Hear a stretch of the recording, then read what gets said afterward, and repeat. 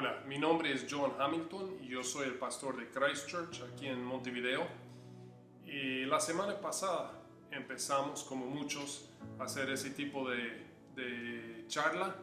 Entonces quería acercarme otra vez con un estudio, una reflexión bíblica, con el deseo de animar y mantenernos conectados. Entonces, la semana pasada tuvimos una breve reflexión sobre Segunda de Timoteo, en el capítulo 1, versículos 1 al 7.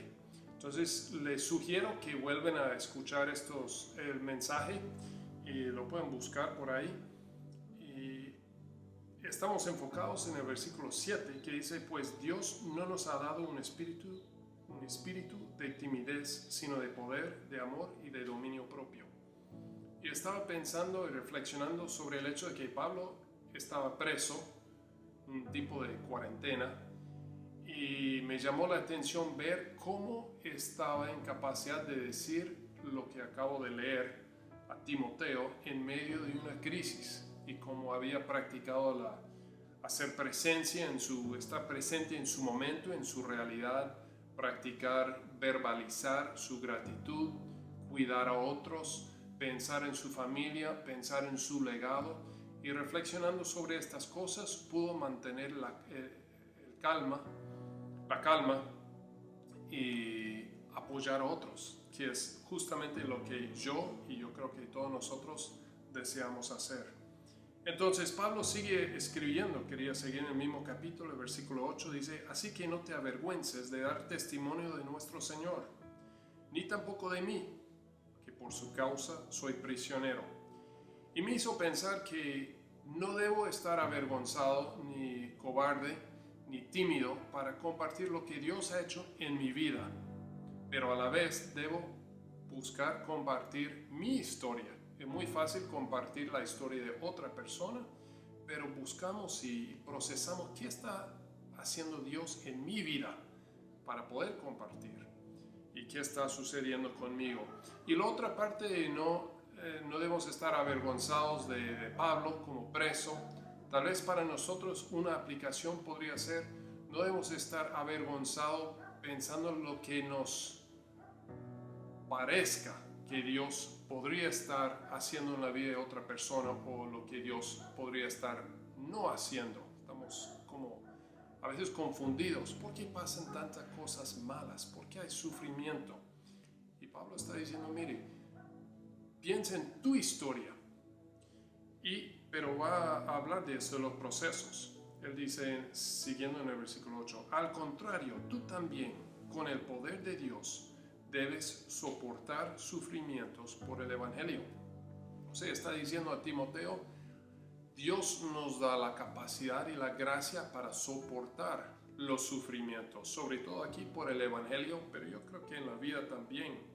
¿Por qué? Versículo 9: pues Dios nos salvó y nos llamó a una vida santa, una vida apartada, una vida especial, no por nuestras propias obras, sino por su propia determinación y gracia. Nos concedió este favor en Cristo Jesús antes del comienzo del tiempo.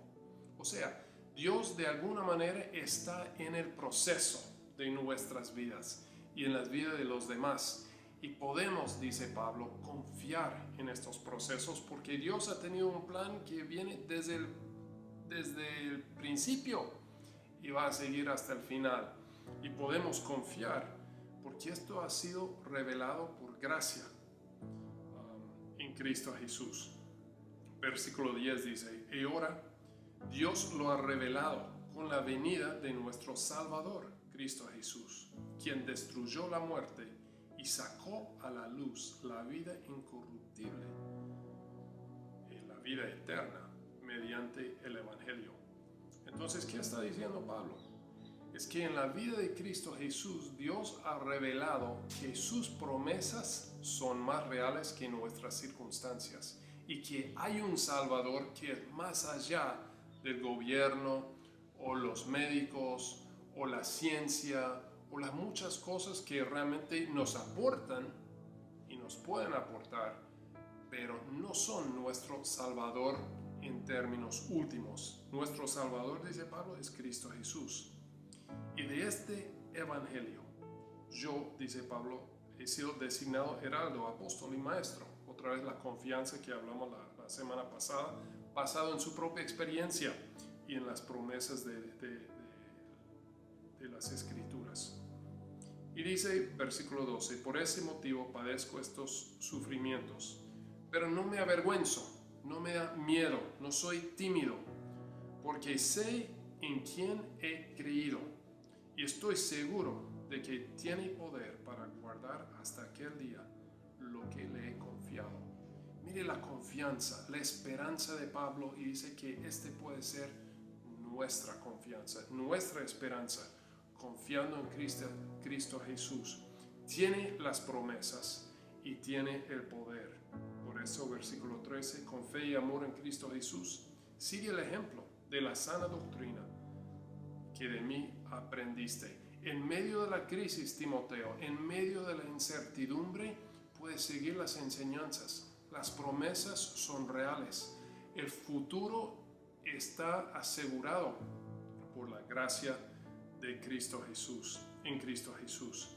Y dice el versículo 14, con el poder del Espíritu Santo que vive en nosotros. O sea, es el que nos puede guiar si estamos dispuestos a escucharlo. Por medio del Espíritu Santo, cuida la preciosa enseñanza que se te ha confiado. No pierdes la esperanza, no dejas desechado lo que has aprendido, no te dejas llevar por el miedo.